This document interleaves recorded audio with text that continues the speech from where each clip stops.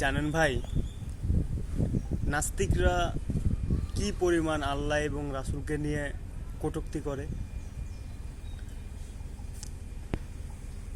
কটূক্তির একটা সীমা থাকে, তারা সীমার বাইরে কটূক্তি করে, অথচ তারা রাষ্ট্র এবং সমাজের একটা একটা না কয়েকটা নীতিকে লঙ্ঘন করে। যেমন তারা বলে, হ্যাঁ, যে বিয়ের ক্ষেত্রে একজন ছেলে একজন মেয়ে যদি তারা রাজি থাকে, হ্যাঁ, তাদের ভিতরে যে কোনো সম্পর্কই থাক না কেন তারা বিয়ে করতে পারে। হ্যাঁ, তারা বাইরের কেউ হতে পারে, ঘরের কেউ হতে পারে, হ্যাঁ, রক্তের কেউ হতে পারে, তারা বিয়ে করতে পারে। মানে একটা জিনিস দেখেন, তারা বলছে কি যে বিয়ের ক্ষেত্রে যদি ছেলে ছেলে যদি তারা মানে পছন্দ করে, যে একজন ছেলে আরেকজন ছেলেকে পছন্দ করে, তারা বিয়ে করতে পারে, কোনো ব্যাপার না। হ্যাঁ, এমনকি পরিবারের ভিতরে, হ্যাঁ, পরিবারের ভিতরে যদি ভাই বোন যদি পছন্দ করে, যে তারা যদি মনে করে যে হ্যাঁ আমরা ঠিক, আমরা বিয়ে করতে পারি, তারা বিয়ে করতে পারে, তাদের কোনো আপত্তি নাই।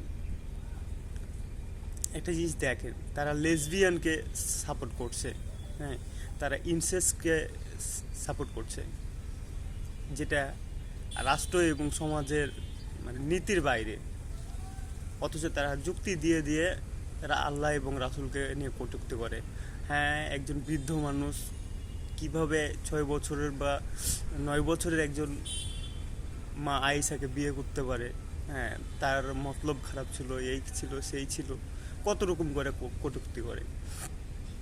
কিন্তু তারা মানে এই জিনিসটাকে দেখেন, বাক বাক স্বাধীনতার মানে, হ্যাঁ, তারা বলে যে প্রত্যেকটা মানুষের বাক স্বাধীনতা আছে, হ্যাঁ, তাদের চিন্তার স্বাধীনতা আছে। এখন বাক স্বাধীনতা আছে তাই বলে যে মানে আমি আপনার, মনে করেন যে আমি আপনার বাবাকে টেনে মাকে টেনে, হ্যাঁ, যা তা বলে দিলাম, আমার বাক স্বাধীনতা আছে, আমি বলে দিলাম, এটাকে কি বাক স্বাধীনতা বলে ভাই? আপনারা জানেন, সবাই জানে, হ্যাঁ, যারা নাস্তিক তারা তো আরো ভালোভাবে জানে, আল্লাহ এবং রাসূল, হ্যাঁ, আল্লাহ এবং রাসূল তো প্রতিটা মুসলিমের মানে হৃদয় স্পর্শ, মানে একটা মানে কি বলবো, মানে তার উপর দিয়ে মানে বড় স্পর্শকাতর আর কিছু হয় না। এমনকি যদি বিধর্মীদের কথা বলেন, তাদেরও দেব মানে ঈশ্বর বা দেবতা তাদের কাছেও সেরকম। তাহলে তাদেরকে নিয়ে এত বাজে বাজে কটূক্তি করেন, আর মানুষ মানে লাইভে এসে বা ভিডিওতে এসে বলেন যে হুম, এই হুম, এই ধর্মের এই খারাপ ওই খারাপ। আপনাদের নীতিগুলো দেখেন ভাই, হ্যাঁ, আর তাদের নীতিগুলো দেখেন, তারা কত বড় একটা মানে তাদের চিন্তা কি দেখেন। হ্যাঁ, ছেলে ছেলে যদি পছন্দ করে, তারা যদি রাজি হইতে বিয়ে করতে পারে। আর বিয়ে কি, তাদের তো কোনো নীতিই নাই রে ভাই বিয়ের। হ্যাঁ, আমরা তো মুসলিমরা বা বিধর্মীরা যে কোনো একটা নিয়ম মাইনে বিয়ে করি, হ্যাঁ, যেমন আমরা কবুল কবুলের মাধ্যমে বিয়ে করি, হ্যাঁ, হিন্দুরা মালা বদলের মাধ্যমে বিয়ে করে। কিন্তু তাদের তো কোনো বিয়ের নীতি নাই রে ভাই, তাদের বিয়েটা কিভাবে জায়েজ হতে পারে? অথচ কি বলবো ভাই, নাস্তিকরা নাস্তিকরাকে নিয়ে কি বলবো, এই যে আসিফ মঈনুদ্দিন, আসাদ নূর, হ্যাঁ, তারপর ইমরান বাসির, এই কিছুদিন আগে একটা লাইভে দেখলাম, তিনি একজনকে জিজ্ঞাসা করছে যে তুমি মুসলিম কেন? তিনি বলছে যে আমি কোরআনকে মানি, আল্লাহকে মানি, তাই মুসলিম। হ্যাঁ, বলছে কোরআন বা আল্লাহ যে সত্য এটা কে বলেছে তোমাকে? কিসের মাধ্যমে বিশ্বাস করো? বলছে না আমি বিশ্বাস করি। বলছে আল্লাহ কি তোমার কানে কানে এসে ভুলে গেছে? কত বড় একটা কথা দেখেন। হ্যাঁ, আল্লাহ তো জান্নাত আর জাহান্নাম সৃষ্টি করেছে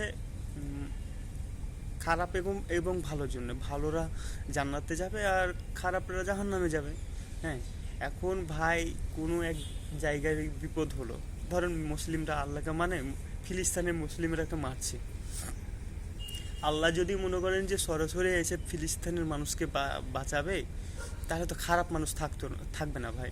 হ্যাঁ, দেখা যাচ্ছে আর বাকি ধর্মের মানুষগুলো তো দেখলো, হ্যাঁ, যে আল্লাহ মুসলিমদের আল্লাহ নিজে এসে তাদেরকে উদ্ধার করলো। তখন তো তারা কালেমা পড়বে, খারাপ থাকবে না।